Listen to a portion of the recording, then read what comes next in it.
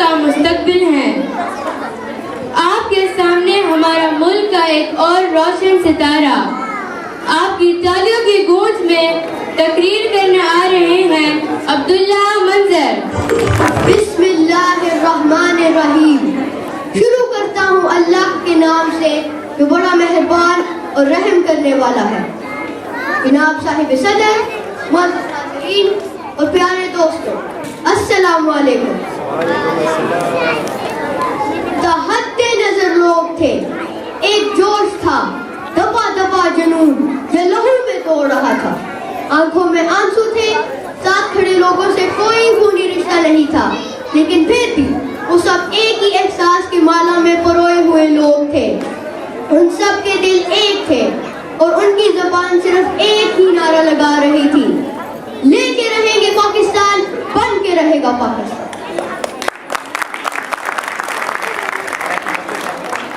صدر گرامی، ان لوگوں کی اپنی کوئی زمین نہیں تھی اور اسی زمین کے حصول نے انہیں ایک کر دیا تھا۔ اس قوم کا بس ایک قائد تھا اور جو وہ کہتا تھا اسے منوانا بھی جانتا تھا۔ آخر وہ وقت بھی آ گیا جب دنیا نے خواب کو تعبیر میں ڈھلتے دیکھا۔ 23 مارچ 1940 کو نہ کوئی سندھی تھا، نہ کوئی بلوچی اور نہ کوئی پنجابی۔ اس جلوس میں بنگالی بھی شامل تھے۔ یہاں سب صرف مسلمان تھے، ایک اللہ کو ماننے والے۔ 23 مارچ 1940 کو مسلمانوں کے لیے الگ وطن کے حصول کے لیے قرارداد پیش کی گئی، جسے متفقہ طور پر قبول کر لیا گیا۔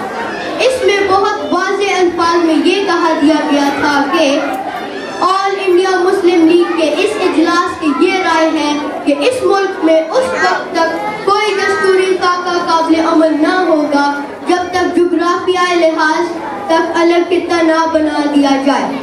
میرے پیارے ساتھیوں، آج اس جگہ مینار پاکستان قائم ہے۔ اس آزاد ریاست کو اسی طرح ہونا چاہیے تھا جیسے کہ قائد اعظم نے سوچا، لیکن مینار پاکستان پر چڑھی کر اور ملک کی حالات یہ بتا رہے ہیں کہ جو قومیں اپنا ماضی اور اپنی تاریخ بھول جاتی ہے، تاریخ انہیں بھلا دیتی ہے۔ میری اللہ تعالیٰ سے یہ دعا ہے کہ وہ ہمارے ملک کو امن، سلامتی اور اچھے حکمران عطا کرے اور پاکستان کو اندرونی اور بیرونی دشمنوں سے نجات دلائے۔ ہم پاکستان کا مستقبل ہے، ہم اس کی تعمیر و ترقی میں پیچھے نہیں ہٹیں گے اور ہم یہ ثابت کریں گے کہ ہم پاکستان کا مستقبل ہیں۔ خونے دل دے کے نکھاریں گے رخ برگ گلاب، ہم نے گلشن کے تحفظ